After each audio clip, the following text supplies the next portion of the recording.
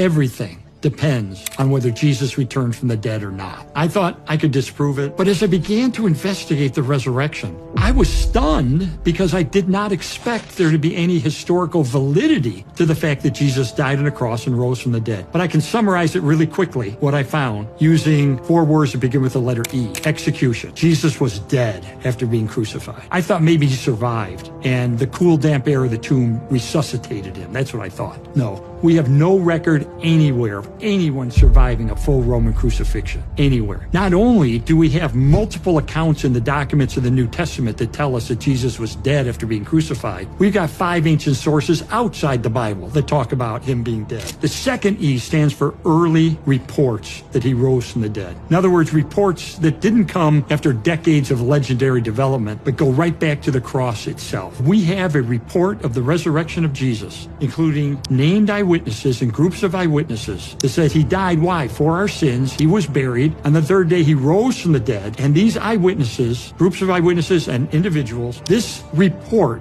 has been dated back by scholars to within months of his death. Within months. Yeah, wow. That's a newsflash. You can see this. It's in the Bible. 1 Corinthians 15, starting in verse 2. Third E is empty tomb. And what's interesting about that is even the enemies of Jesus admitted the tomb was empty. How do we know? Because we know from history, sources inside and outside the Bible, that when the disciples began saying, oh, Jesus had been resurrected, what the enemies of Jesus said was, oh, well, the disciples stole his body. Think about that. That's a cover story. They're admitting the tomb is empty. They're just saying this is how it got empty. They stole the body. So they're conceding implicitly that the tomb is empty. You know, if you're a teacher and a student comes up to you and says, the dog ate my homework, he's admitting he doesn't have his homework, but he's trying to explain what happened to it. It's the same thing. And then we look at the 4th E, eyewitnesses. Most of what we accept as being true from the ancient world is based on maybe one source or 2 sources of information. When you get right down to it, we know things about famous people through ancient history because maybe 1 source or 2 sources. For the conviction of the disciples that they encountered the resurrected Jesus, we have no fewer than 9 ancient sources inside and outside the New Testament, confirming and corroborating the conviction of the disciples that they encountered the risen Christ. That is an avalanche of historical data.